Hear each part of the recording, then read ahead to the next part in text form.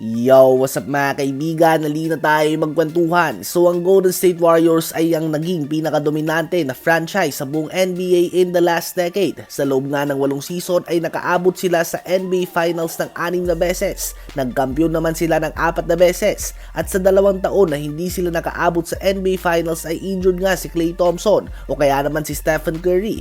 Sa 6 na season nga na kumpleto sila ay nagkaroon sila ng record sa playoffs sa 22-1 series and only 2 losses. Isang umabot sa Game 7 kontra sa Cleveland Cavaliers at isa laban sa Toronto Raptors kung saan nagtamo ng Achilles injury si Kevin Durant at ACL injury naman si Klay Thompson. Ngayong season nga ay malakas pa din si Stephen Curry. Ganun pa man si Klay Thompson nga at Draymond Green ay nagkaroon na ng konting pag-decline. Kaya naman kung nais nga ng Warriors na may pagpatuloy pa ang kanilang dynasty at hindi masayang ang remaining prime years si Stephen Curry, kailangan nga nito ng panibagong star na kakampi. Dahil let's be realistic, mahirap nga magkampiyon sa NBA na nag-iisa kang all-star caliber player sa team mo. Kaya naman ayon kay Shams and The Athletic, ang dream scenario ng Warriors ngayon ay ang makuha si Giannis sa off-season. As of now ay far-fetched idea nga ito. Una nga ay hindi free agent si Giannis Antetokounmpo. Meron pa itong maraming taon sa Milwaukee Bucks under contract. Siya ay nakapirma hanggang sa taon na 2028 with a player option bago mag-umpisa ang 2027-2028 season. So ang tanging paraan nga para mapunda si Giannis sa Warriors ay via trade at mukhang malabo din nga ito dahil hindi nga sapat ang mga assets and draft picks na meron ang Warriors sa ngayon. Maliban na lang nga kung magkaroon ng another first round exit si Giannis at ng Milwaukee Bucks at mag-request siya ng trade at sabihin niya sa management ng Bucks na ang preferred destination niya ay ang Warriors.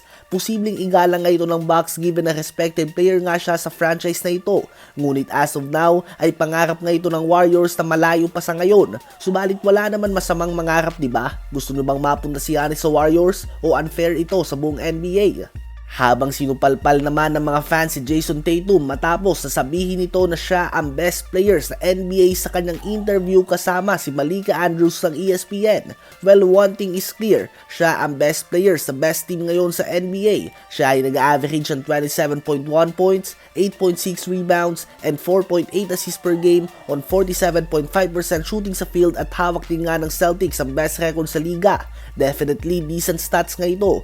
Ngunit para masabi na best in the world, medyo alanganin nga dito si Tatum mga kaibigan. Andyan nga ang katulad nila Jokic, Doncic, Giannis at iba pa na dihamak na mas maganda ang mga stats kaysa sa kanya. Bukod dyan ay nababatikos nga si Tatum dahil wala pa nga daw itong napapatunayan sa playoffs. Madaming beses nga siyang nawawala sa playoffs kung saan si Jaylen Brown ang madalas na mag-take over umano kapag nagkakalat na ito. May iba naman na nagsasabi na mag-champion nga daw muna ito o manalo ng regular season MVP.